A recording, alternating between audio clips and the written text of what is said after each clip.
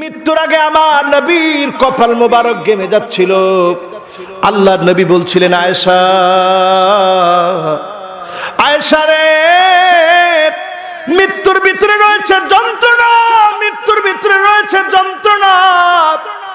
আল্লাহর নবীর যদি কপাল মোবারক ঘেমে যায়, মৃত্যুর ভিতরে যদি যন্ত্রণা হয়, কষ্ট হয়, এই পৃথিবীতে মৃত্যু নামক যন্ত্রণা থেকে কেউ বাঁচতে পারবে না। আল মাউতু কাসুন কুল্লু নাসিন শারিবুন, আল কবরু বাইতুন কুল্লু নাসিন দাখিলুন। মৃত্যু এমন একটা পাত্রের নাম যে পাত্র থেকে সবাইকে পান করতে হয়।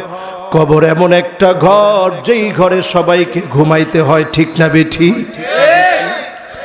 মৃত্যু সবার আসবে, যন্ত্রণা সবাইকে পেতে হবে। কিন্তু যেই লোকটা আত্মহত্যা করলো, তার আখিরাতে আর কোনো নিয়ামত নাই। বারবার মৃত্যু আসবে, ওই মৃত্যু বারবার তাকে গ্রাস করবে। আপনার দুনিয়ার জীবনটা যিনি দিয়েছেন তিনি কে? আল্লাহ। জোরে বলেন, তিনি কে? এই জীবনটা একমাত্র দিতে হবে কার জন্যে? উহুদ যুদ্ধের প্রেক্ষাপট নিয়ে কথা বলছিলাম। 70 জন সাহাবী নিজেদের জীবনটা বাজি রেখে উহুদ প্রান্তে লড়াই করলেন ইসলাম নামক গাছটিকে বাঁচিয়ে রাখার জন্য। একজন না, দুজন না, 70 জন সাহাবী রক্ত ঢেলে দিলেন ওই গাছের মধ্যে। আজও জায়গায় জায়গায় রক্ত দিতে হয়। এই রক্তের মাধ্যমে ইসলাম নামক গাছটাকে আল্লাহ জীবিত রাখবেন। ঠিক না ঠিক? আমার নবী, বিশ্ব নবী 27টা যুদ্ধ করলেন, 65টি অভিযান প্রেরণ করলেন। এর মধ্যে 9টির ভিতরে সংঘর্ষ হলো, বাকিগুলার ভিতরে কাফেররা মুসলমানদেরকে দেখেই পালাইছে। জোরে কোন সুবহানাল্লাহ। একটা হলো বদর, আরেকটা হলো উহুদ, আরেকটা হলো খন্দক, আরেকটা হচ্ছে বনি কুরাইজা যুদ্ধ, আরেকটা হচ্ছে বনি মুস্তালিকের যুদ্ধ, আরেকটা হচ্ছে খায়বারের যুদ্ধ, আরেকটা হচ্ছে ফাতে মাক্কার যুদ্ধ, আরেকটা হচ্ছে হুনাইনের যুদ্ধ, আরেকটা হচ্ছে তায়েফ যুদ্ধ। জোরে বলেন আল্লাহু আকবার। কয়টা? কয়টা? জোরে বলেন। 5 আর 6 কত হয়? এই 9টি যুদ্ধের ভিতরে সংঘর্ষ হলো। ওই সংঘর্ষে সাহাবায়ে কেরাম শহীদ হয়েছেন। তার মধ্যে উহুদ প্রান্তে আল্লাহ পাক 70 জনের শাহাদাতকে কবুল করলেন। শাহাদাতকে কবুল করে আল্লাহ প্রমাণ করে দিলেন, নবী হে, বদরে তারা মারা গেছে, আর আজকে আপনারা শহীদ হলেন। তাদের 70 জন মারা গিয়ে জাহান্নামে চলে গেছে, আর আপনার 70 জন শহীদ হয়ে আল্লাহর জান্নাতে চলে গেছে। জোরে বলেন আল্লাহু আকবার। এর মধ্যে তালহা বিন উবাইদিল্লাহ বিশ্ব নবীকে আগলে রাখলেন। একটার পর একটা তীর এসে তালহার গায়ে লাগতে লাগলো। আল্লাহর নবীকে তালহা এমন ভাবে ঢাল হয়ে গেলেন, বুকটাকে পেতে দিলেন, তীরের পর তীর লাগলো। 70টা তীর লাগার পরে হযরতে তালহা বিন উবাইদিল্লাহ তিনি আল্লাহর নবীকে ছেড়ে যান নাই। কাফেররা যখন মুসলমানরা ঘুরে দাঁড়ানোর পরে পালিয়ে যাচ্ছে, হযরতে ওমর আসলেন।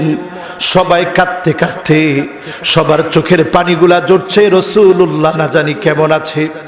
সবার চোখের পানিগুলো যখন ঝরছে, হযরতে ওমর এসে দেখলেন আল্লাহর নবী একটা গুহার ভিতরে, গর্তের ভিতরে তিনি অবস্থান করছেন। নবীজির চেহারা বেয়ে বেয়ে মোবারক রক্তগুলা ঝরছে। মোবারক রক্তগুলো দেখে হযরতে ওমর চিৎকার করে উঠলেন। চিৎকার শুনে আবু সুফিয়ান, খালিদ বিন ওয়ালিদ দুজনেই বলতে লাগলো, মুহাম্মদ কি বেঁচে আছে? মুহাম্মদ কি বেঁচে আছে? তারা ঘোষণা করে দিল মুহাম্মদ আর বেঁচে নাই। সাহাবীদের মনটা ভেঙে গেল। হযরতে ওমর কোনো কথা বলে না। হযরতে ওমর যখন কোনো কথা বলে না, সঙ্গে সঙ্গে আবু সুফিয়ান বলল, সেই দিনের প্রতিশোধ আজ আমরা নিয়েছি। আল্লাহ পাক সেটাকে কোট করে দিলেন। বদর প্রান্তে তারা সেদিন নিহত হয়েছে। এই আঘাত তোমাদেরকে স্পর্শ করেছে।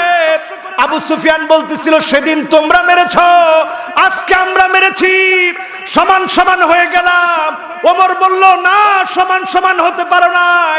তোমাদের যারা মারা গেছে তারা গিয়েছে জাহান্নামে, আমাদের যারা মারা গেছে তারা গিয়েছে আল্লাহর জান্নাতে। জোরে বলেন আল্লাহু আকবার।